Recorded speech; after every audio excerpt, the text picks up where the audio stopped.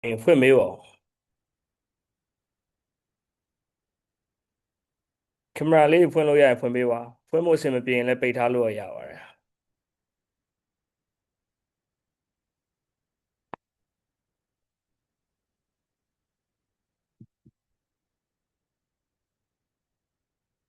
ဒီနေ့တစ်ချိန်သင်မယ် day 1ဆိုပြီးတော့သင်မယ်နော် day 1ဆိုပြီးသင်ပြီးရင်ဒီနေ့တစ်ချိန်စာနဲ့ပတ်သက်တဲ့မှတ်စုတွေကို group ထဲမှာထည့်ပေးပါမယ်နော်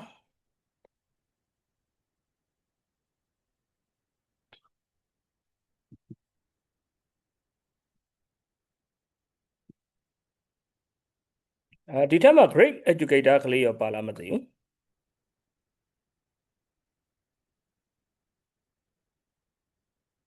မပါတော့သေးဘူးနော် Okay ဆရာတို့စရအောင် slide လေးတစ်ခုတွေ့လားမသိဘူး Hello အားလုံးပဲတွေ့လားတွေ့ပါရဲ့ဆရာ 对吧，姐？ chapter 5 acid base reaction တွေအကြောင်းသင်ရမယ်နော် acid base reaction တွေအကြောင်းမှာအပိုင်း၅ပိုင်းသင်ရမယ်အပိုင်း၅ပိုင်းသင်ရမယ်နော် 5.1 theories of acids and base ပေါ့ကျန်တဲ့အကြောင်းတွေခဏမေ့ထားအောင်မယ်အခုလောဆယ်5.1ပဲသင်ပါဆိုနော်5.1သင်ရမယ်ဒါလေးသိရမယ်5.1ဒီ acid base theory အကြောင်းသင်ရမယ်ဟုတ်ပြီလားဟုတ်ကဲ့ပါဆရာအဲ့တော့5.1ကိုမှဆရာတို့ကပိုင်းကြည့်မယ်ဆိုရင်ဒီမှာဘာတွေတွေ့ရမလဲဆိုတော့ဒါတွေတွေ့ရမယ်နံပါတ်1 introduction acid base အကြောင်းမိတ်ဆက်တဲ့အကြောင်းတွေသင်ရမယ်ပြီးရင် Arrhenius theory သင်ရမယ် Arrhenius theory ရဲ့ definition သင်ရမယ်သူနဲ့ဆိုင်တဲ့ equation တွေသင်ရမယ် Arrhenius theory ရဲ့ weak point တွေသင်ရမယ်ပြီးရင် Bronsted law တွေသင်ရမယ် Bronsted law လည်းဒီတိုင်းပဲသူရဲ့ definition equation weak point ဒါအပြင် acid ရဲ့ base ရဲ့ conjugate base conjugate acid ခွဲပုံခွဲနည်းခွဲခြားနည်းတွေသင်ရမယ်ပြီးရင် Lewis theory ရဲ့အောက်မှာလည်း definition equation weak point ပေါ့အဲ့တော့ဆရာအလွယ်ပြောရမယ်ဆိုရင်chapter 5မှာ၅ပိုင်းရှိတယ်အဲ၅ပိုင်းထဲမှာ5.1ကိုထပ်ပြီးပိုင်းမယ်ဆိုရင်ဒီမှာ၄ပိုင်းရှိတယ်ကလေးတို့တွေ့လာမသိနော်1 2 3 4အားလုံးမြင်ရလားမသိဘူး明白。ရပါလေဆရာနော်မြင်တယ်နော် okay အရင်ဆုံး acid base theory အကြောင်းသိရမယ်ပြီးရင် Arrhenius theory ပြီးရင် Bronsted law theory ပြီးရင် Lewis theory သိရမယ်အကြောင်းသားရသင်ခန်းစာတစ်ခု chapter တစ်ခုကိုချင်းခဲ့တဲ့အခါမှာဆရာက checklist တွေရှိဖို့လိုတယ် checklist ဆိုတာကဘာရှိလဲဒီအပိုင်းမှာဘာရှိတယ်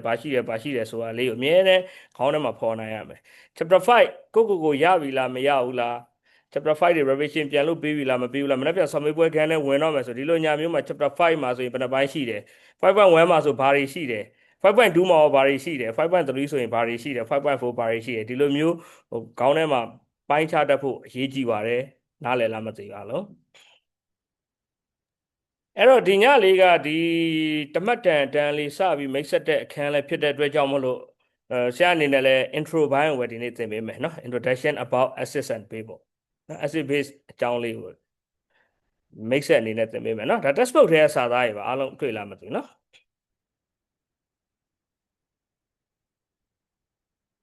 hello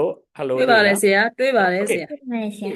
အဲ့တော့ acid base အကြောင်းက acid base ကဒီလို နယ်ပယ်တွေမှာရမ်းရေးကြည့်တယ်ဗောဒီလိုနယ်ပယ်အကြောင်းမပြောခင်ဆရာတို့နေ့စဉ်လူမှုဘဝမှာဆရာတို့အိမ်မှာဗောအဝေးမပြောအိမ်မှာနေ့စဉ် acid နဲ့ base နဲ့ပတ်သက်ပြီးတော့ဆရာတို့လက်တွေ့အသုံးချမှုလေးဆရာစပြီးတော့ပြမယ်ကြားလာမလဲနော်ပွဲစိတ်ကြိုက်ခံရဘူးလားပွဲစိတ်ကြိုက်ခံရဘူးလားပွဲစိတ်ကြိုက်တာတို့ပြားတုပ်တာတို့ဘဝတစ်လျှောက်မှာခံရဘူးလားလက်ထောင်ခံရဘူးရဲ့လေလက်မလေးထောင်မယ်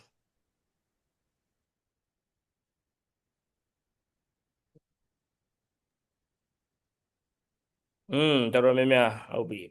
ပွဲစိတ်ကြိုက်ရင်ပွဲစိတ်ကြိုက်တာလေးနည်းနည်းသက်သာအောင်လို့ဆရာတို့ဘာလုပ်ကြလဲသိလား ထုံးမိပါဘာလုပ်လဲပွဲစိတ်ကြိုက်ထုံးတူပါရဲ့ဆရာထုံးတူတယ် good very good နော်ပွဲစိတ်ကြိုက်ထုံးတူရဆိုတကယ် acid base reaction ပဲပွဲစိတ်ရဲ့အစိတ်က acid ဒါကိုဆရာကထုံးက base နဲ့သွားပြီးတော့သုံးလိုက်တော့ခုန acid ကဓာတ်ပြေဝါပေါ့ဒါနေ့စဉ်လူမှုဘဝမှာဆရာတို့အသုံးချတဲ့ဟာကြီးလေဟုတ်လားနော်အိမ်မှာကြီးပြားတွေကြီးအိုးတွေသို့မဟုတ်လည်းဒီဖျားကျေးစင်းတူတော်တွေညိုမွဲနေပြီဆိုရင်ဆရာကသမီးကုံတော့မကြီးကုံတော့နဲ့ပုတ်တယ်ဟုတ်လားဟုတ်ပါတယ်ဆရာဟုတ်ဒါလည်း acid base reaction ပဲလေဘာဖြစ်လို့လဲဆိုခုနကြီးတွေက base တွေပြောက်ခြင်း acid သုံးတယ်ကွာ acid ပြောက်ခြင်း base သုံးတယ်ကွာဟုတ်လားနော် ထိုနေ့တူစားပဲဆရာတို့အချင်းနေစားများတယ်အချင်းနေစားများတို့အစာရင်ချင်းပေါက်တယ်အစာရင်ချင်းပေါက်ပြီဆိုရင်ဒါ acid တက်များနေပိုက်ထဲမှာဒါဆိုငါတို့ဘာစားရမလဲပြောဘလို့အစားအစာမျိုးဘလို့ဆေးဝါးမျိုးသုံးတယ် acid များဝိုင်းရင်ဘာနဲ့တက်ပြရမှာတော့ base base နဲ့ base ပေါ့နော်အဲ့တော့ base တက်ပါတဲ့ခုနလိုမျိုးဆိုတာတောက်တာမျိုးသို့မဟုတ်လည်း base တက်ပါတဲ့ဆေးဝါးတွေတောက်တာမျိုးဆရာတို့ကလောက်ရမှာပေါ့ acid base theory ကိုနားလည်ပြီလားမသိနော်ကဲဟုတ်ပါရဲ့တော့ဆရာတို့ကအချိန်ရလဲသိမ့်မရဘူးဒီနေ့ဒီသတ်မှတ်ထားတဲ့အချိန်လေးအတွင်းမှာဆရာဝင်အောင်လို့သင်ရမှာနော်ဝင်အောင်လို့သင်ရမှာပြောနည်းလေးစူးစမ်းပေးကြလားအဲ့တော့ acid base reaction တွေရတဲ့ essential လိုအပ်တယ်ဒီလို level မှာလိုအပ်တယ်ဘယ်လို level မှာလိုအပ်လဲဆိုတော့ဆရာအတူကောက် BAIE လို့ဆရာမှတ်ထားတွေ့လားကလေးတို့မြင်လားမသိ BAIE တွေ့ပါတယ်ဆရာတွေ့ပါတယ်ဆရာ BAIE ဆိုတာဘာလဲဆိုတော့ biochemistry နယ်ပယ်မှာ agricultural industry စိုက်ပျိုးရေးနဲ့ဆိုင်တဲ့နယ်ပယ်တွေမှာလိုအပ်တဲ့ industrial စက်မှုလုပ်ငန်းတွေမှာလိုအပ်တဲ့ environmental ပတ်ဝန်းကျင်နဲ့ဆိုင်တဲ့လုပ်ငန်းတွေလုပ်တော့မယ်ဆိုရင် acid base အကြောင်းသိဖို့လိုအပ်တယ်ကြားလား ဟုတ်ကဲ့ပါ အဲ့တော့ acid များရင်အဲ့ဒီ acid များတာကိုပျောက်ချင်ဘာထည့်ရမလဲ base base ထည့်ရနော် base များရင်ရောဘာထည့်ရမလဲ base များရင် acid acid acid ထည့် အဲ့ဒီအချက်လေးကိုသိဖို့လိုနော် acid များရင် base ထည့် base များရင် acid ထည့်ကြားလား ဟုတ်ကဲ့ပါဆရာ အဲ့လို acid နဲ့ base နဲ့ပေါင်းရင်ဘာထွက်လဲဆိုရင်စားနဲ့ရေနဲ့ရတယ်စားနဲ့ရေနဲ့ရပြီး acid ရော base ရောဓာတ်ပြဲသွားတယ်ဒါကြောင့်မလို့ဒီလို reaction မျိုးအစားကို neutralization ဓာတ်ပြဲတဲ့ reaction လို့ခေါ်ပါတယ်တွေ့လား ဟုတ် အဲ့တော့ဆရာကဒီမှာအတူကောက်လေး shortcut လေးပေါ့နော်ဒါ textbook ထဲကစာသွားဒါကြီးအကုန်လုံးမချက်ဘူးဆရာကဒီမှာကျန် BAIE acid base reaction နဲ့ဘယ်လိုကန်ထားရအတွက်ရေးကြည့်လဲ BAIE အတွက်ရေးကြည့် BAIE ကိုကိုပြန်ဖော်တဲ့အောင်လို့ B ဆိုတာ biochemistry A က agricultural I က industrial E က environmental ရလားကလေးတို့ ဟုတ်ရပါတယ် ဟုတ်ရပါဆရာ အလွယ်မှတ်ပေါ့ကွာ B က bio နောက်က chemistry ထက် agricultural chemistry ထက် industry ရဲ့နောက်ကနေ chemistry ထက်နော် environmental နောက်က chemistry ထက်အဲဆို BAI မှာလိုအပ်တယ်ကွာနော်အဲ့တော့ quality ဖြစ်ရသူဖောက်ကျင်တဲ့နေရာဖောက်မယ်ကွာ textbook ထဲကစာသားအကုန်ဖောက်မေးနိုင်တာဟုတ်နော်အဲ့တော့ acid base reaction က essential in the field of chemistry such as blank ဆိုရင်ဒီနေရာကြီး blank ဖောက်ထားရင်ဘာဖြစ်မလဲ BAI biochemistry ပေါ့နော်ဒါမှမဟုတ် biochemistry agricultural chemistry blank ဆိုရင်ဒီနေရာကြီး blank ထားတိုင်းနောက်ဆက်ကြမှာ environmental chemistry ဆိုဘာဖြစ်မလဲ industrial chemistry ရောနော်အဲ့တော့ acid နဲ့ base နဲ့ပေါင်းရင်စားနဲ့ရေနဲ့ရတယ်မှတ်ထားပေးပါဒီ reaction ကိုဆရာတို့ neutralization reaction လို့လည်းခေါ်ပါတယ်ကြားလား ဟုတ် ဟုတ်ကဲ့ပါ အဲ့ ဆ ဒါ ရာ ဓမ္မတန်အတွက်ပြောနေရနော်ဓမ္မတန်အတွက်ပြောနေရကြားလားနော်ဒီဒါဆိုဒါဓမ္မတစ်စတင်တဲ့ slide ပဲဒီ slide လေးရသွားပြီလား ရပါပြီ ရပါ ရ ဆ ပါ ရာ ပြီနော်ဒါ introduction ဒီ slide လေးရရနော် okay အဲ့တော့ဆရာခုနပြောတဲ့ကိစ္စရပါရဲ့နော် acid များရင်ဆရာတို့ကခန္ဓာကိုယ်ရဲ့ base ထည့် base များရင် acid တွေပြန်ထည့်ဟုတ်လားအကယ်၍နော်အကယ်၍ဆရာညံစမ်းမရောမယ်ကွာမင်းတကွဲကန်းထဲမှာ acid ပလိန်ကြကွဲသွားပြီဆိုရင်မင်းအဲ့အောင်တန်ရှင်းလုပ်မယ်ဆိုမင်းအနေရကင်းစွာနဲ့တန်ရှင်းလုပ်မယ်ဆိုမင်းဘာလုပ်မလဲဆရာပြောတပြက်စီယူပြီးလဲမယ်ဆိုရင်မတော်တဆကွာဒါမင်းခြေထောက်တွေအရေပြားတွေဆင်သွားမယ်ဆိုရင်မင်းဘာဖြစ်နိုင်လဲ လောင်သွားနိုင်ပါတယ် လောင်သွားနိုင်အဲ့ဟိုအနေရကင်းနဲ့မင်းတန်ရှင်းရှင်းလေးပြန်လုပ်ချင်တယ်ဆိုမင်းဘာလုပ်မလဲမင်းနာဆိုဘာလုပ် base အရင်အောင်ချမှာပါ yes base တွေလောင်းပါဩ base ဖြစ်တဲ့ထုံးတို့သို့မဟုတ်တစ်ခုခုပေါ့နော်ဒါမျိုးဆရာတို့လောက်ရမှာ okay တော်လိုက်တာနည်းနည်းညံစမ်းလေးထပ်မေးကြည့်အောင်မရမလားခုနပွဲစိတ်ကိုင်ပြောပြရအောင်ပွဲစိတ်ကိုင်ဘာလုပ်တော့လက်ကိုအရာသက်တာ ထုံးတူပါတယ် နော်ထုံးတုတ်တယ်ဟုတ်လားဘာဖြစ်လို့လဲမပွဲစိတ်ကိုင်ထုံးတုတ်တာပြောကြည့်ပါ တက်ပြေသွားလို့ လက်ပြောအောင်လို့ထုံးတုတ်တယ် okay ဒါဆိုရင်ဒီမှာဆရာပုံလေးတွေနဲ့ဆရာဆက်ပြီးရရှင်းပြမယ်တွေ့လား ဟုတ်တွေ့ပါတယ် အကုန်လုံးလေတမတ်တက်လေးလာတဲ့အခါမှာဆရာတို့ကမမဝရှိနီးလန်းတစ်ခုတချို့က textbook တွေစာသားရဲ့အကုန်ရှောက်ဖတ်တယ်မဖတ်နဲ့ဆရာအမှ highlight အဝါလေးပြထားတဲ့ဟာကိုဖတ်ရမယ်ကြားလားနော်အဲ့နေရာလေး quality ဖြစ်မေးနိုင်တယ်ရှင်းလား ရပါဆရာ stomach ulcer ဆိုတာကအစာအိမ်မှာအနာဖြစ်တာဒီမှာပုံလေးတွေ့လားအစာအိမ်မှာအနာဖြစ်ရင်ဆရာတို့ကအစာအိမ်ဆေးဝါးတွေတောက်ရတယ်အစာအိမ်ဆေးဝါးဆိုတကယ်တော့ base တွေနော် antacid လို့ခေါ်တာပေါ့ acid ကိုဆန့်ကျင်တဲ့ကောင်တွေမဟုတ်လို့ antacid လို့ခေါ်တာ acid ကိုစိုက်ကျင်တယ်ဆို base တွေပေါ့ကွာတနည်းအားဖြင့်ပြောရင် chemical name ပြောပါဆိုရင်တော့ aluminum hydroxide တို့ magnesium hydroxide တို့เนาะဒီလိုဟာမျိုးတွေပေါ့ရလားအဲ့တော့သားအနေနဲ့မှတ်ရမှာဒီတစ်ကြောင်လုံးမှတ်เสียမလို့ဆရာဒီမှာ notes လေးကိုဒီမှာ box နဲ့ရေးထားအဲ box နဲ့ဟာလေးကမင်းတို့အတွက်မှတ်ရမယ့် notes ပဲ stomach ulcer ဖြစ်ရင် antacid တော့ဒါလေးမှတ်ထားရင်ရပြီကလေးတို့ရှင်းလား ဟုတ်ရှင်းပါတယ် ဒီမှာပုံလေးနဲ့လည်းအဲ့လိုမမှတ်ချင်ဒီမှာပုံလေးနဲ့ဒီမှာအစာရင်မှာအနာဖြစ်နေတွေ့လားမသိဘူးအောက်ကပုံလေးတွေ့လားအစာရင်တော့အနာဖြစ်နေဆရာတို့ဘာစီတော့အောင်လို့ပြော antacid antacid တော့အောင်မယ်နောက်တစ်ခါဆရာတို့ကမြေစီလွှာအကြောင်းဆရာပြပြမယ်နော်မြေစီလွှာတွေက acid တက်များနေရင်အပင်စိုက်လို့မရအောင်စိုက်ခဲ့ရင်လည်းကောင်းစွာမကြီးထွားဘူးဒါဆို base တက်များရင်လည်းမကြီးထွားဘူးအဲ့တော့ထားပါတော့ကွာဆရာတို့ acidic soil ပေါ့ဒီမြေစီလွှာ acid တက်များရဲ့မြေကြီးကိုဆရာဝယ်ပြီးွားပြီးအပင်စိုက်မယ်နော်ကျောင်းသားကြီးစာသင်ရစိတ်ကုံလို့ဆိုပြီးဆရာခြံလေးဝယ်ပြီးအပင်စိုက်စားမယ်ဒါပေမဲ့မြေကြီးရဲ့ pH တန်ဖိုးအတိုင်းကြီးတော့သူကမြေကြီးက acid ဘက်ရောက်နေကွာ acidic soil ဖြစ်နေရဆိုရင်ဆရာအဲ့မှာဆရာမျိုးစီတွေသွားကျဲလိုက်ရင်ဆရာဘာဖြစ်ပြီတော့ဆရာမွဲပြီဗောဟုတ်လား ဟုတ်ပါတယ် ဘာလို့မွဲလဲဆရာဘာလို့မွဲလဲပြော မျိုးမအောင်လို့ မျိုးအောင် ဟုတ် လို့ တယ်အပင်တွေကကြီးထွားမှာမဟုတ်တော့ဘူးမျိုးပွားမှာလည်းမဟုတ်တော့ဘာဖြစ်လို့လဲဆို acidic soil ဖြစ်နေတယ်ဒါဆိုရင်ဆရာဘာလုပ်အောင်လဲဆရာဓာတ်ပြည့်အောင်လုပ်မယ်ဆိုရင် acid များခြင်းဆရာက acid ကိုဓာတ်ပြည့်ခြင်း acid ကိုဓာတ်ပြည့်ခြင်းဆရာကဘာထည့်ရအောင်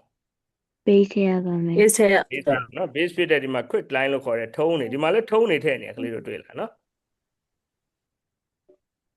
ဆရာ မှတ်မိလားဆရာနှစ်ခုရှိသွားရင်နော်နှစ်ခုရှိသွားပြန်ပြောမယ် stomach ulcer ကိုပျောက်ခြင်းဘာဆေးဝါးစားရမလဲဘာဆေးဝါးစား antacid antacid နော် antacid okay acidic soil ကိုဓာတ်ပြည့်ခြင်းရော quit line ဟိစားတင်နေလို့နော်အဲ့တော့ acidic soil ကိုဓာတ်ပြည့်ခြင်း quick line ထည့်ရမယ်နှစ်ခုရှိသွားရင်မှတ်မိလားကလေးတို့ ဟုတ်မမိပါတယ် ဟိုရှင်းဟာကိုပြန်ပြောမယ် acid base reaction တွေက BAIE မှာအရင်လိုအပ်တယ် BAIE လို့ခေါ်တယ်အဲ့ဒီနယ်ပယ်မှာလိုအပ်တယ်ဘာလဲသိလား BAIE biochemistry agricultural ဒီ chemistry ရပါတော့ biochemistry ပါ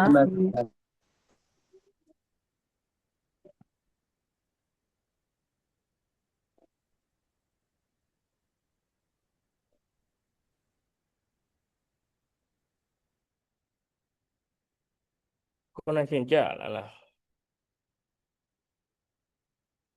ဟယ်လိုကြာလားဟယ်လို ဟုတ်ကြားပါ ကြားပါတယ်ဆရာ ကြာရင်ပြောကြည့်ပါဦး B ရပါလဲဘယ်လောက်မှတ်မိ biochemistry ပါဆရာ biochemistry ရအောင် A ရအောင် agricultural chemistry agricultural chemistry BAI ရအောင် I industrial chemistry industrial chemistry BAI E ရအောင် environmental chemistry yes environmental chemistry เนาะအဲ့ဒါလေးသိအောင်လုပ်ထားပြီနောက်တစ်ခါဆရာထပ်မှတ်တယ် stomach ulcer ဖြစ်နေဆရာဘာတော့အောင် antacid acidic soil ကိုဓာတ်ပြည့်ခြင်းဘာလုပ်အောင်လဲ acidic quit line သုံးရပါ quick line တော့အောင်မယ်နောက်တစ်ခါကျဆရာတို့ကလေဒီမှာဆရာ power station တွေပေါ့เนาะကြောင်မီးသွေးစက်ရုံတွေဘာတွေအားပေးစက်ရုံပြောနော် power station ဆို power station ကနေဆရာတို့ဟိုးအရင်ကဆိုရင်တော့ဆရာတို့ဘာတွေထုတ်လဲဆိုရင် SO2 တွေထုတ်တယ်เนาะ SO2 တွေထုတ်တယ်ဒါ chapter 7မှာလည်းသင်ရပါเนาะ CO2 တို့ SO2 တို့ထုတ်တယ်ကလေးတို့ဟုတ်လားဒီကောင်တွေက acid ကုန်သတ္တိရှိတဲ့ဓာတ်ငွေတွေ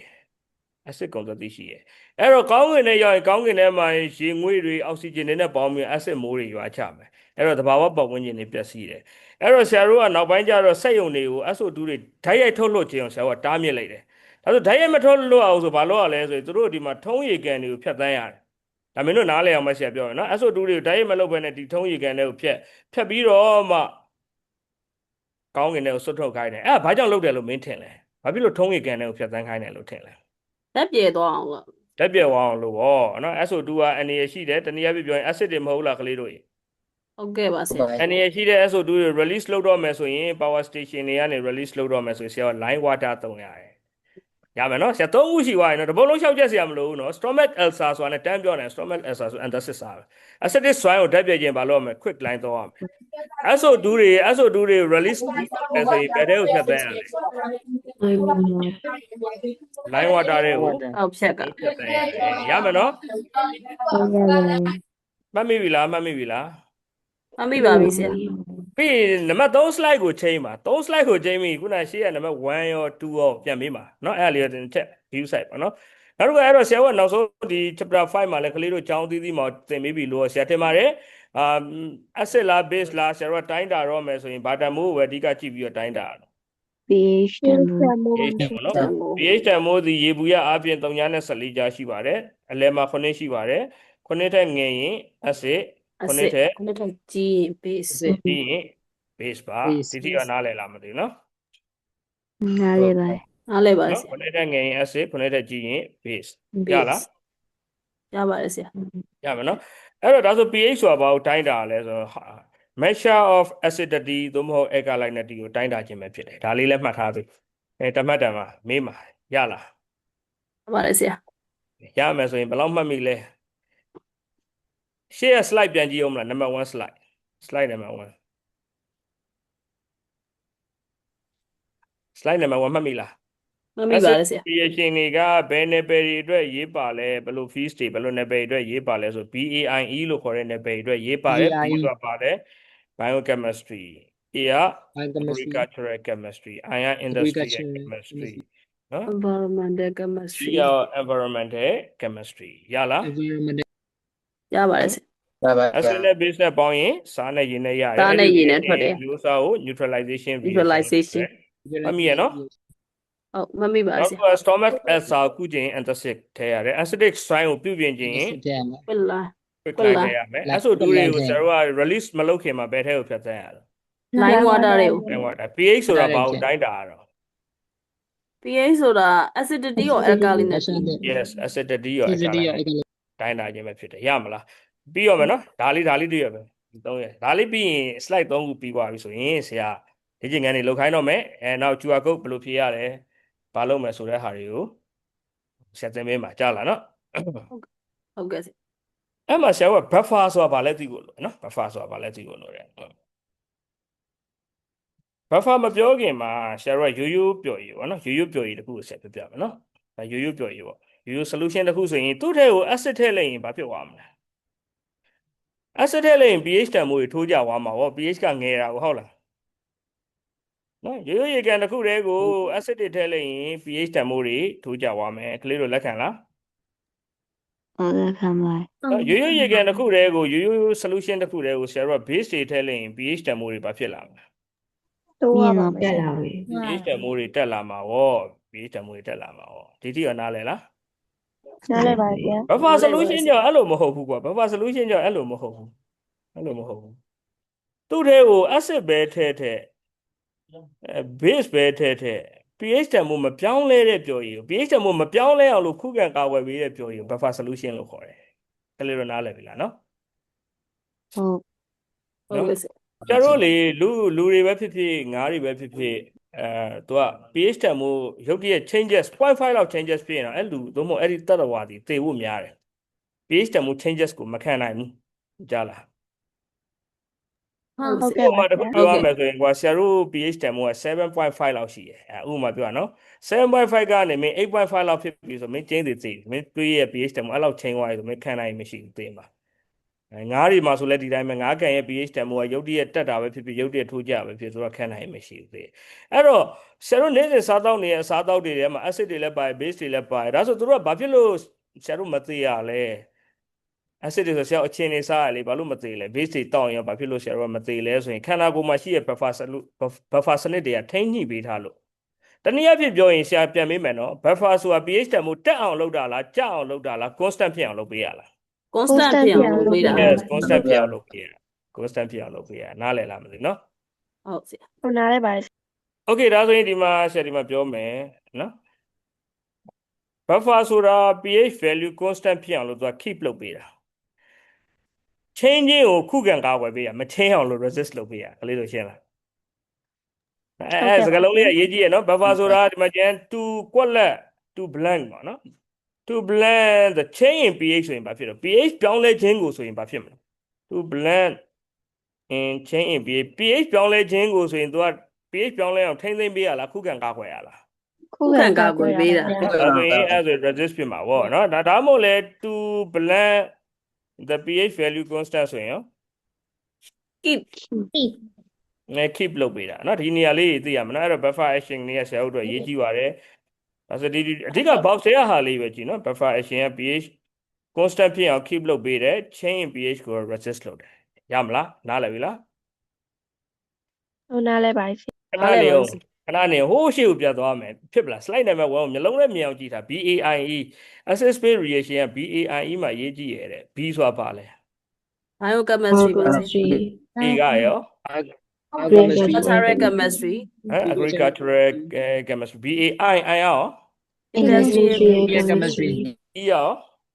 environmental chemistry environmental chemistry acid နဲ့ base နဲ့ပေါင်းရင်ဘာနဲ့ရလဲ စားနေရည်နဲ့ အဲ့တော့ acid နဲ့ base ကဓာတ်ပြုနိုင်လားဓာတ်မပြုနိုင်ဘူးလား တပြနိုင်ပါရဲ့ ဓာတ်ပြုနိုင်တာဟော acid က base တွေ့ရင်သေအောင်ကြိုက်တယ် base ကလည်း acid တွေ့သေအောင်ကြိုက်တာနော်ဓာတ်ပြုတယ်ရမလား ရပါရဲ့ ရပါဆရာ ဒါဆိုရင်ဆက်ထပ်မေးကြည့်အောင်အဲ့ဒီ reaction မျိုးစားကိုဘာလို့ခေါ်လဲ acid နဲ့ base နဲ့ပေါင်းပြီးစားနဲ့ရည်နဲ့ဖြစ်တော့ conversion လား neutralization လားသို့မဟုတ်ဘာလို့ခေါ်လဲအဲ့လို reaction neutralization ပါဆရာ neutralization neutralization လို့ခေါ်တယ်လူတစ်ယောက်ကစာအိမ်မှာအနာပြည့်ငါတို့ဘာဆေးဝါးတွေတောက်စင်တော့ antacids တောက်ကပေါ့ မှတ်မိရကွာနော်ဒါဆိုရင်ဆက်ထပ်မေးကြည့်အောင် acidic soil ကိုဆရာတို့က neutralize ဖြစ်ခြင်းရောဆရာတို့ဘာလုပ်ရမလဲပြော quick line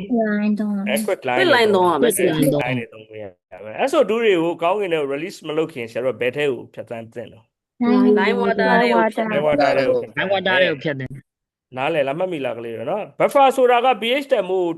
တက်အောင်သို့မဟုတ်ကျအောင်သို့မဟုတ် constant ဖြစ်အောင်လုပ်ပေးရဘာဖြစ်မလဲဖြစ်ရ constant ဖြစ်အောင်လုပ်ပေးရ အဲ့ဆိုရင် pH Constant value ဖြစ်အောင် constant ဖြစ်အောင်ဆိုရင် to keep or to resist သူကြည့်ပါဆရာ change pH ဆိုရင်ရော to keep or to resist to resist ပါဆရာ အဲ့တော့ခန္ဓာကိုယ်တော့ Change in buffer pH action တွေကလိုအပ်ပါတယ်မလိုအပ်ပါဘူးဘာဖြစ်မလဲပြော လိုအပ်ပါတယ်ဆရာ လိုအပ်တာဗောနော်မလိုအပ်ရင်ဘာလို့လဲဆိုမင်းစဉ်းစားကြည့်ကွာမင်းသွေးတဲ့ pH က 7.5 မင်းအစာအိမ်ရဲ့ pH တန်ပေါ်1.5လို့ရှိရင်သူ့နေရာနဲ့သူ့ region နဲ့သူကမထိမ့်သိမ့်နိုင်လို့အဲ့နှစ်ခုသွားရောမယ်ဆိုရင်မင်းတို့ငါတို့တခါတည်းကန့်ပြီရှော့ပြီနော်နားလည်အောင်ပြောရမယ်ဆိုကြလားအသူ့နေရာနဲ့သူမတိုးအောင်လို့ဒီတိုင်းပဲ constant ဖြစ်အောင်လို့ထိမ့်သိမ့်ထားတဲ့ buffer စနစ်တွေဆရာခန္ဓာကိုယ်ထဲမှာရှိရရလား အဲကြောင့် buffering in the black เนาะသွေးထဲမှာရှိတဲ့ buffer စနစ်တွေကလည်းတဲ့ရေးပါပါတယ်ပေါ့เนาะ our survival ငါတို့ရှင်သန်မှုအတွက်ရေးပါတယ်ကြားလားအဲ့တော့ pH of blood ကတာမဲ့လူတစ်ယောက်ရဲ့ function ပေါ့ function က pH တန်ဖိုးတွေတက်သွားတာလားကျသွားလား constant ဖြစ်နေတာလူကောင်းဆိုရင်ဘာဖြစ်ရမလဲ pH တန်ဖိုးတွေက constant ဖြစ်နေပါ constant ဖြစ်နေတာအဲ့လို constant ဖြစ်ခြင်းကပဲ normal body function ပဲဆရာတို့တာမန်ခန္ဓာကိုယ်ကြီးပဲတာမန်ခန္ဓာကိုယ်ဆိုကနေကောင်းကျမ်းမာနေတဲ့ခန္ဓာကိုယ်ကြီးရဲ့လှုပ်ဆောင်ချက်ပဲဖြစ်တယ် pH တန်ဖိုးထိုးကြနေရဆိုအဲ့နေမကောင်းမင်းခန္ဓာကိုယ်ကြီးဖောက်ပြန်နေရယောဂတစ်ခုဖြစ်နေ pH တန်ဖိုးထိုးတက်တယ်ဆိုတာဒီတိုင်းပဲတာမန် normal body ရဲ့ function ဆိုရင်ဆရာတို့က pH တန်ဖိုးတွေကို constant ဖြစ်အောင်လုပ်ပေးခြင်းပဲဖြစ်တယ်ရလား ရပါတယ်ဆ အဲ့ ရာ တော့ buffer စနစ်ကခန္ဓာကိုယ်မှာနေမဟုတ်ပါဘူးတဲ့ household item ဆိုတာအိမ်သုံးပစ္စည်းတွေမှာလည်းပါဥမာအပြင် shampoo ပေါ့ shampoo ထဲမှာဆိုရင်ဆရာတို့က caustic soda ပေါ့နော် caustic soda ဆို sodium hydroxide တွေပါတယ်ပါပေမဲ့လည်းပဲဆရာတို့ကခုနလို skin irritation sodium hydroxide ဆိုတာ base လေခုန buffer စနစ်တာမထည့်ထားဘူးဆိုမင်းဥကောင်းရေပြားတွေက pH တန်ဖိုးတွေထိုးတက်ပြီးတော့လောင်တာကျွမ်းတာဖြစ်သွားမှာပေါ့ဒီမှာအဲ့လိုမျိုး skin irritation ဆိုတာကခုနလိုအရေပြားဓာတ်မတက်ခြင်းတွေမဖြစ်ပွားအောင်လို့เนาะ stop เนาะတတိထား stop နေရာလေးမှာတခြားစကားလုံးပြောင်းပြီးတော့မင်းတို့မေးနိုင်တယ်เนาะ buffer စနစ်တွေထည့်ရပါတယ်เนาะ shampoo တွေပါထုတ်တော့မယ်ဆိုအဲ့တော့ shampoo ထဲမှာပါတဲ့ NaOH base တို့တော်လည်းပဲ base တွေနဲ့ခေါင်းပေါ်လျှော်လိုက်ပြီးမဲ့ခေါင်းကြီးမှာရှိတဲ့ငကို pH တန်ဖိုးမချင်းအောင်လို့ဆရာတို့ buffer စနစ်တွေကိုသုံးထားတယ်ကလေးတို့ရှင်းလားဟဲ့ ဟုတ်ရှင်းပါဆရာ โอเคဒါပါပဲအဲ့တော့ဆရာရှင်းပြခြင်းတဲ့အကြောင်းအရာကြီးကကုန်ပြီမင်းတို့နည်းနည်းလောက်ဖြည့်ကြည့်မလား ဟုတ်ဆရာဖြည့်ကြည့် ဖြည့် ဟုတ် ကြည့်မ ကဲ့ပါ လား ဆရာ ဖြည့်တဲ့အခါမှာခဏနေဒီမှာဒါကဟိုဘယ်လိုပြောမလဲ QR code တွေမဖတ်တတ်ဘူးဘာမှမလုပ်တတ်ဘူးဆိုတဲ့လူတွေကဒါလေးဖြည့်ပေး true false screenshot ရိုက်လိုက်တော့ screenshot ရိုက်လိုက်ဆရာ QR code နဲ့ပဲသွားမယ် QR code ဖြည့်နည်းလေးလဲဆရာအခုသင်ပေးမယ်ကြားလားနော်တော့မဖြည့်တတ်တဲ့လူတွေအတွက်ဆရာ screenshot ကြိုရိုက်ခိုင်းတာကြားလား ဟုတ်ကဲ့ဆရာ နော် QR code ဖြည့်နည်းကဒီနေ့တစ်ချိန်မှာပဲရှင်းပြပေးနောက်နေ့ဆိုရင်ဆရာ QR code ပဲထုတ်ပေးရမှာအဲဟာဝယ်မင်းတို့ဖြည့်နော်ဒီနေ့ကဆရာအစအဆုံးဖြည့်ပြပေးမယ်ကြားလားနော် ဟုတ်ဆရာဟုတ် 25ပုတ်ရှိရယ်ပြီးရင် blank ဖြည့်ရမယ် blank ရဲ့ QR code လေးလည်းဆရာထားပေးတာနော် blank က18ပုတ်ရှိရယ်မှတ်ရအောင်ဖြည့်မယ်နော်မှတ်ပြရအောင်ဖြည့်မယ်နော်ဖြစ်မလား ဟုတ်ဆရာဟုတ် နော် okay နောက်တစ်ခုက multiple choice ပေါ့ multiple choice က10ပုတ်ပဲရှိရယ်နော် ဟုတ် ခဏနော်ခဏစေမှားနေပြီနော်အဲ့လေးလည်း screenshot ရမရိုက်နဲ့ကွာဒီ star file နဲ့အကုန်လုံးဆရာပြီးရင်ဟိုမှာတင်ပေးမယ်ကြားလားနော် အဲ့တော့ခဏလေးဆရာဖြေပုံဖြေနည်းလေးကိုဆရာပြမယ်ဆရာပြမယ်ဆိုရင်ဆရာနောက်ထပ် device တစ်ခုနဲ့ခဏဝင်ခဲ့မယ်ခဏလေးစောင့်နေနော်ကြားလား ဟုတ်ကဲ့ပါဆရာ ခဏလေးပါခဏလေးပါ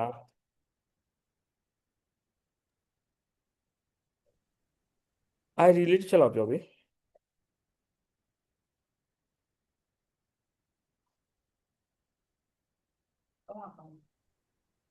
တော့တော့လေဟိုတော့တဲ့တကိုလေးတော့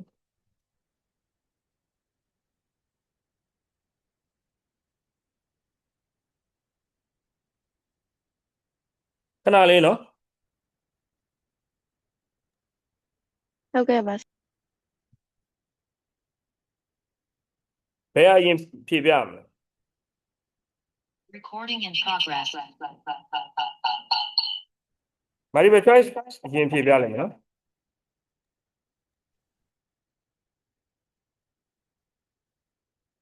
ဆရာ screen share မယ်ကလေးတို့ဘက်မှာပေါ်လားမသိဘူးဆရာ screen share လေး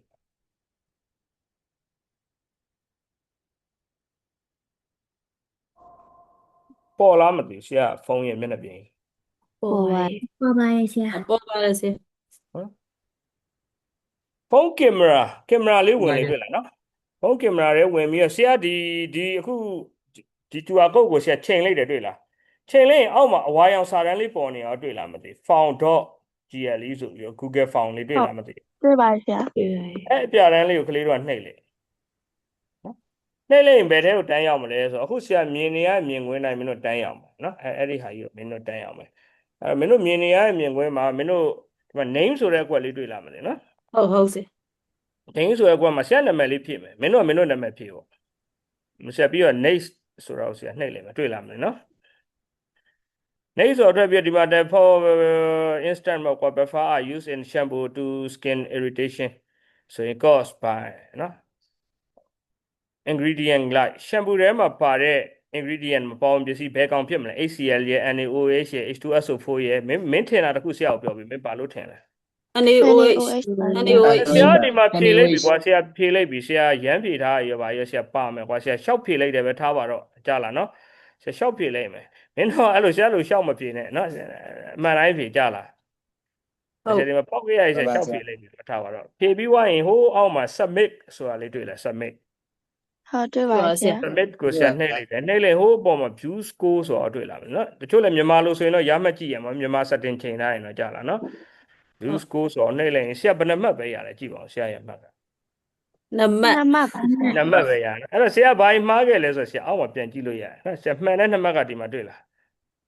ဟုတ်တွေ့ပါဆရာ တကယ်ဆိုရင်ဆရာ buffering ကိုရွေးရမှာဆရာမရွေးမိဆရာ decomposition ကိုသွားရွေးတယ်ထိုနည်းတူစွာပဲဆရာဒီမှာရွေးရမယ့်အဖြစ်မှန်နေအောက်မှာ correct answer ဆိုတာလည်းဆရာပေးထားရတွေ့လားနော်ဆရာဘာကြောင့်မှားတယ်ဆိုတာအဲ့မှာရေးပေးထားရတွေ့လားကလေးတို့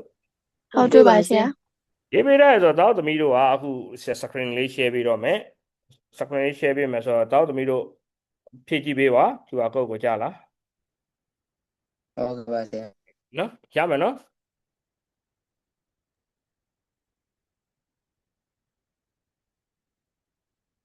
ရလား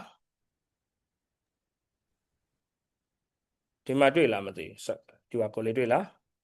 ဟုတ်တွေ့တယ်ဆရာ တွေ့ပါရဲ့ အဲ့လေးကိုဖတ်ပေးအဲ့လေးကိုဖတ်လို့မရဘူးတချို့ကလည်း QR code ဖတ်ရအခက်အခဲရှိရဆိုတဲ့လူတွေအတွက်ဆရာ link လေးလှမ်းပို့ပေးမယ်ကြားလားနော် ဟုတ် ဟုတ် ကဲ့ ကဲ့ပါဆရာ ဟုတ်ကဲ့ဆရာ link ကဆရာဘယ်မှာပို့လိုက်ပြီလဲလို့ပြောရင်ဆရာတို့ဒီဟိုဇွန်းချက်ပေါက်ပေါ့နော်ဇွန်းချက်ပေါက်ရဲ့ group လေးကိုတစ်ချက်လောက်ကြည့်ကြည့်လိုက် တွေ့လား တွေ့တယ်ဆရာတွေ့တယ်ဆရာ Okay အဲ့ဆိုအဲ့မှာလည်းဖြည့်ပေးလို့ရတယ်အဲ့မှာမတွေ့ရင်ဆရာတို့ဘာမှဆရာထပ်ပြီးချပေးအောင်မလဲဆိုတော့ Telegram group မှာလည်းဆရာသွားချပေးအောင်မယ် Telegram group မှာလည်းချပေးမယ်နော်အဲ့မှာလည်းနှိပ်ပြီးတော့ဖြည့်ကြည့်လို့ရပါတယ်ကိုအဆင်ပြေတဲ့နေရာလမ်းကြောင်းနေဖြည့်ပြီးရင်သားတို့သမီးတို့ဆရာကိုဘာလုပ်ပေးရမလဲဆိုတော့ဖြည့်ပြီးရဲ့ဟာလေးနောက်ဆုံး screenshot လေးရိုက်ပေးကြားလာမသိနော် screenshot လေးရိုက်ပေးဘယ်နှမရတယ်ဆိုတာဆရာကိုကြွားပေးပါဆရာကဒီဘက်ကနေမင်းတို့ကြွားရလေးကိုနားထောင်ဖို့ထိုင်ဆောင်နေမယ်နော် ညတမီးမှာ Telegram channel မရှိဘူး Telegram channel လည်းမရောက်သေးဘူးလား后没有面这些特别没，那怎么呢？没有这特别，怎么个老是从吃饱个哈里，别人里内来呀，那底下里 scan 拍皮来呀，怎么讲了呢？后怎么 Telegram 总的那么里下标比吧，别那么那总了，怎么？配那么那边了。嘛好下，哎，好比，还是怎么 Telegram 总的好下比 message 看你三步比那怎么呢？phone 那么个呢？现好，在没有 group 这边呢？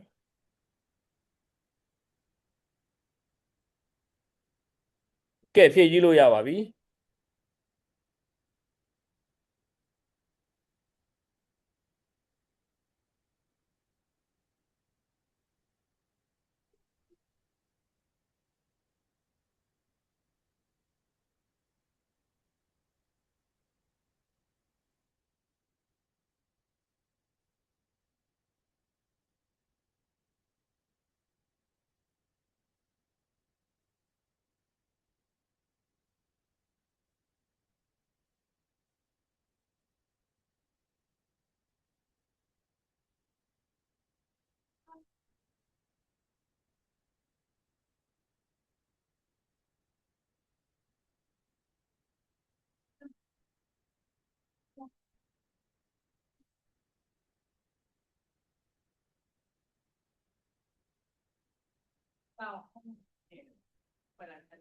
Homework group အခုဖွဲ့လိုက်ဟုတ်တယ်နော်ချက်ပြီးရင် Telegram homework group လေးကိုလည်းhomework group ဒီလက်ရှိရောက်နေမင်းတို့ group မှာကြောင့်မင်းတို့ share စီကိုပြန်ပြီးစာရိုက်တာတို့ပုံပို့တာတို့ပို့လို့မရဘူးသိလားနော် homework group ဆိုပြီးထပ်ဖွဲ့လိုက်မယ်ကြားလားအားလုံး ဟုတ်ကဲ့ဆရာ အဲ့ဒီ homework group link လေးကိုနှိပ်ပြီး homework group ထဲရောက်အောင်ရင်သွားလိုက်ပါနော် homework group ဆိုတော့ခုန Telegram group ထဲမှာအခု link ချပေးလိုက်မယ်နော်ပြီးသွားရင်နော် link ချပေးထားတယ်အဲ့ဒါလေးတစ်ချက်နှိပ်ပြီးတော့အဲ့မှာဓာတ်ပုံလေးတွေထပ်လိုက်အဲ့ဒါဆိုပို့ပြီးတော့ကောင်းတယ်နော်နောက်ဆုံးရတဲ့ screenshot ပေါ့ဘယ်နှမှတ်ပဲဖြစ်ဖြစ်အမှတ်တရပေါ့10မှတ်မှာဆရာတော်2မှတ်ပဲရတာနော်မင်းတို့3မှတ်လောက်ရရင်ဆရာကျင်ထက်ပြီနော်3မှတ်ပဲရ4မှတ်ပဲရကြားလာအားလို့နော်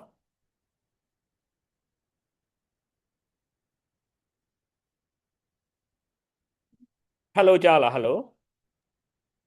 加 ဟုတ် 了 ကဲ့ကြားပါရဲ့ဆရာ နော်ကြားရင်အားလေးလို့အကယ်၍ကိုကအဲ့ဟာကြီးကျူအကုတ်ကြီးနဲ့မဖြေခြင်းဘူးဆိုလဲဆရာတို့ဒါ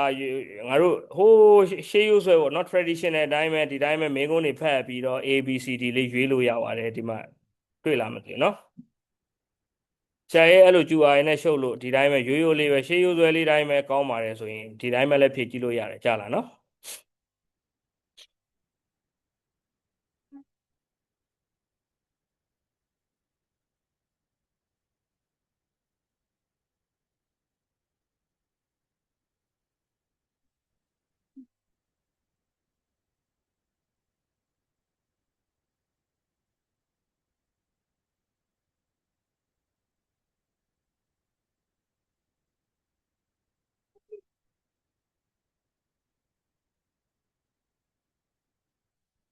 Telegram link ချထားလားရတယ်တွေ့တယောက်ပို့ထားတယ်တစ်သမီးတစ်လားဟာလားသမီး ဟုတ်ကဲ့ဆရာ yes ဆမ်မတ်ပြီပဲ good very good ပဲဒီလိုလုပ်ဆရာနဲ့သမီးtrue for လေးရှောက်ဆက်ဖြည့်ပေးပါလား ဟုတ်ကဲ့ဆရာ ဆရာမ true for link ပို့ပေးထားတွေ့လားနော် ဟုတ် မင်းတို့ဖြည့်ခြင်းတဲ့ link ကိုဆရာလှမ်းတောင်းလို့ရနော်အကယ်၍ဟို scan ပြန်ဖတ်ခြင်းနဲ့ဆိုရင်ပြန်ဖြည့်ခြင်းလို့ multiple choice ကိုပြန်ပြောပေးပါဆိုဆရာလှမ်းပြောဆရာချိန်ပေးမယ်နော်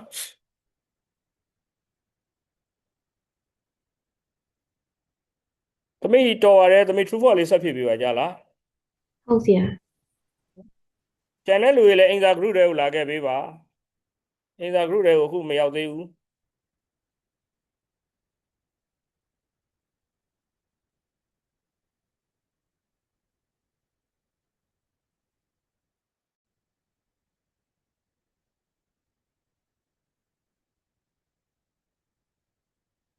မောင်ကောင်းမြတ်သူ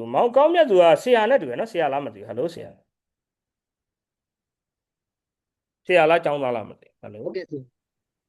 ရာ ဆရာနဲ့နော်ဆရာဟုတ်ကဲ့ဆရာမင်္ဂလာပါနော်ဆရာဟုတ်ကဲ့ဖြည့်ရင်းနဲ့ပါကလေးတို့ဘက်မှာအကယ်၍ error တက်တယ်တချို့ပုတ်ဆိုင်ဆိုကိုဖြေရအမှန်ပဲဒါပေမဲ့ဒီလိုမျိုးဟိုနည်းနည်း error တက်တာမျိုးပိုင်ရှောက် screenshot ရိုက်ပြီးတော့ပို့ပေးပါဆရာမတို့လည်းအတူတူပဲနော်ပို့ပေးပါဒီဘက်ကနေပြန်ပြီးတော့ edit လုပ်ပေးပါမယ်နော် ဆရာတို့လည်း true false လေးဆက်အားပေးပါအောင်ဆရာမတို့လည်းအားပေးပါအောင် multiple choice ပြီးရင်multiple choice မှာ10မှတ်တွေရကြတယ်နောက်တစ်ယောက်ဘယ်လိုလဲမသိဘူး JB ဆိုတာကသမီးလားမသိဟုတ်လားသမီးလားသားလားဘယ်လိုလဲ ဟုတ်သမီးပါဆရာ သမီးမိမြင့်စွာနဲ့တူတယ်နော် okay သမီးတော်ပါတယ်နော်10မှတ်မရလူကလည်းပို့လို့ရတယ်နော်ဘာမှမဖြစ်ဘူးဒါအရေးမကြီးဘူးဆရာတော်2မှတ်ပဲရတာဘာမှမဖြစ်ဘူးမလို့3မှတ်လောက်ရရင်ကျင်တတ်ပြီနော်2မှတ်တက်ရရင်ဆရာကျင်တတ်ပြီလို့ပြောထားပြီလားဆောက်ခွင့်ရှော့လေးရိုက်ပြီးတော့ပို့ပြီး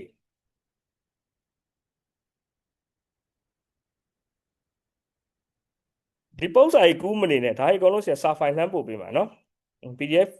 ဖိုင်လှမ်းပို့ပေးဒီနေ့ day 1အတွက် PDF ဖိုင်နော်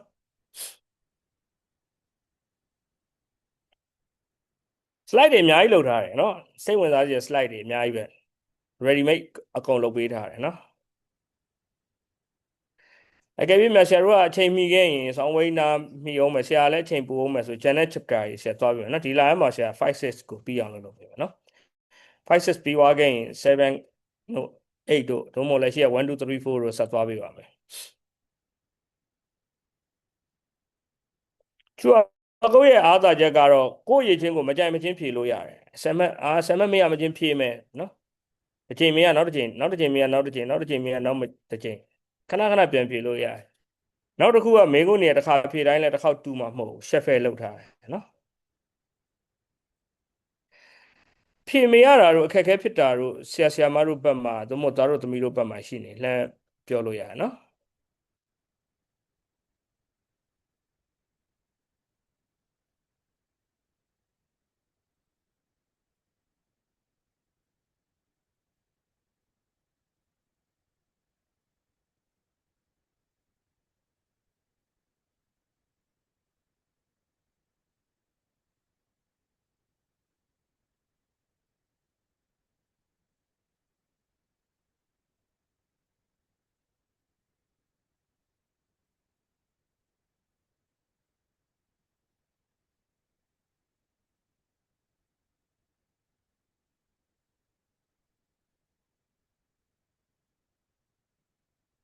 သင်တန်းတက်တဲ့လူတွေအကုန်လုံးကရုပ်ချောလေးဖြစ်ဖို့များတယ်နော်အကုန်လုံးကကင်မရာလေးပိတ်ထားကြရောက်မှမဖွင့်သစ္စာရှိတယ် လိုင်းကကြနေလို့ဆရာ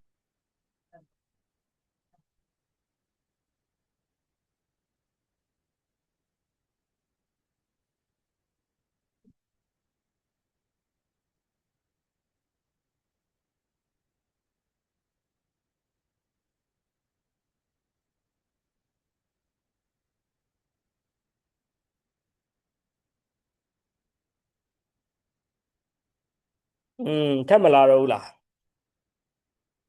result တွေထပ်မပို့တော့ဘူး3ယောက်ပဲပြီးသွားရင်လည်းတူတယ်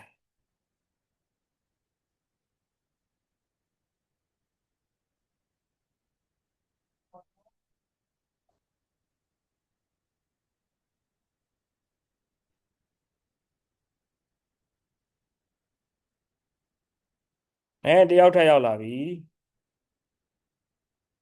သမီးအိတ်ခက်နေတယ်နော်သမီးဘယ်ပုတ်မှားလဲမှားတာလေးကသမီးရှမ်းသွားလားသို့မဟုတ်ရှင်းပြဖို့လို့လားရှင်းပြဖို့လိုတဲ့ပုတ်ဆိုပြောနော် ဟုတ်ကဲ့ပါဆရာ သမီးကမှားတာလေးကိုပြန်ကြည့်ကြည့်လေနော်ဘယ်ပုတ်မှားလဲဆိုပြန်ကြည့်ကြည့်ပြန်ကြည့်ပြီးတော့ yes ဒီတယောက်လည်းမှန်ပါတယ်တီဆိုတာဘယ်လိုလဲတော့မသိဘူးနော်ဆရာမလားကျောင်းသူလားမသိဘူး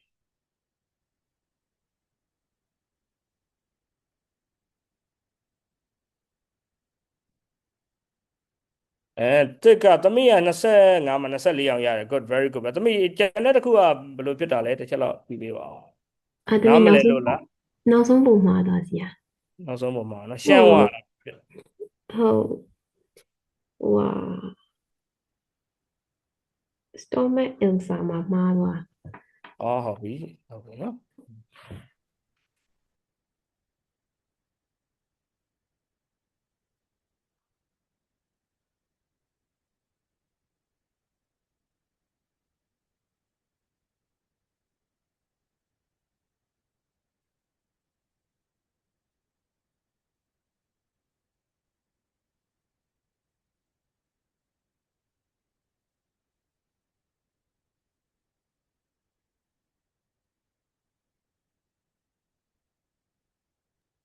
ဟုတ်ဆရာ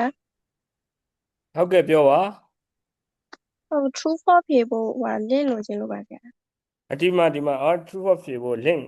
နဲ့ okay link လေးပို့ပေးမယ်နော်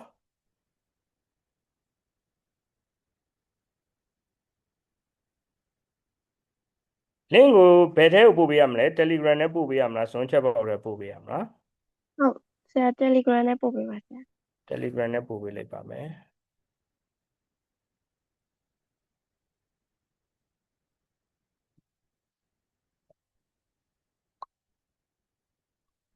ရောက်ရလားမသိ link ဟုတ်ရပါပြီ ဟိုကွက်လက်ဖြည့်လဲဒီမှာ scan ဖတ်လို့မရတဲ့အတွက်ကွက်လက်ဖြည့်ဖြည့်လို့ရအောင်လို့ဟိုလုပ်ပေးမယ်နော်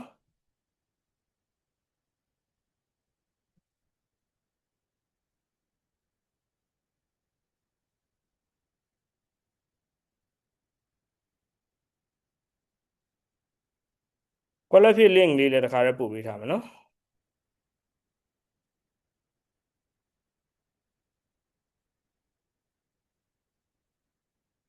ကွက်လက်ဖြည့်မှာတော့အကြီးသေးပဲဖြစ်ပါဖြစ်လေနည်းနည်းလေးအဲ့မှာ error လေးကနည်းနည်းတက်တာများတယ်ဗျလားကွက်လက်ဖြည့်ကိုနည်းနည်းလေးနားလည်ပေးပါကွက်လက်ဖြည့်အတွက်ကတော့နည်းနည်းလေး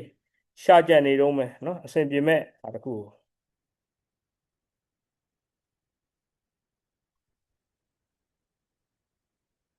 ကွက်လက်ဖြည့်မှာတော့ error တချို့ရှိတယ်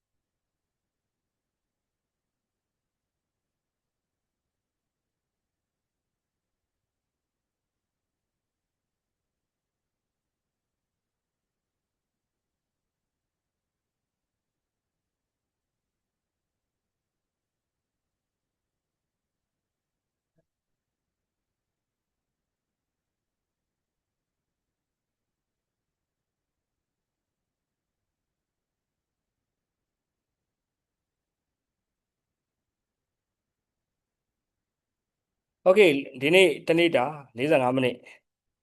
အတွက်တော့အဆင်ပြေမယ်လို့ထင်ပါတယ်အားလုံးအဆင်ပြေရလားမသိဘူးဟယ်လို ဟုတ်ဆင်ပြေပါဆရာ နော်အဆင်ပြေရအဲ့တော့အကယ်၍မပြီးသေးရတွေကိုလက်ကြံချိန်လေးမှာဆက်ပြီးတော့ဖြည့်ပေးပါနော်တက်ဆိုင်ရလောက်เสียရှိရစာရေးလည်းပြီးရင်ပြန်ချိန်ပြီးလုပ်လို့ရပါတယ်နော်ဆရာတနေ့အများကြီးမသိဘူး45မိနစ်လောက်ပဲသိမယ်လို့ပြောတာနော်နိုင်ဝက်45မိနစ်လောက်ပဲဆိုတော့ဒီနေ့သင်တဲ့သင်ခန်းစာလေးပြန်မှတ်မိအောင်လုပ်ပါမနေ့ပြန်မေးပါမယ် day 2ကျရင် day 1မှာသင်ခဲ့မှတ်မဲ့အချက်တွေကိုပြန်မေးပါမယ်ကြားလားနော် ဟုတ်ကဲ့ ဟုတ်ကဲ့ပါဆရာ တကယ်ဖြင်းနဲ့များမေးစရာပု္ပ္ပစာကြီးရှိခဲ့ရင်လည်းမနေ့ပြန် day 2မှာပြန်မေးလို့ရပါတယ် day 1ဟာတွေတော့ဒါမှမဟုတ်လည်း group ထဲမှာမေးထားလို့ရတယ်နော် okay အားလုံး ဟုတ်ကဲ့ပါဆ ဒီ ရာ နေ့နှုတ်ဆက်ပါတယ်အားလုံးမင်္ဂလာပါ ကျေးဇူးပါဆရာ ကျေးဇူးပါဆရာ မင်္ဂလာပါ မင်္ဂလာပါ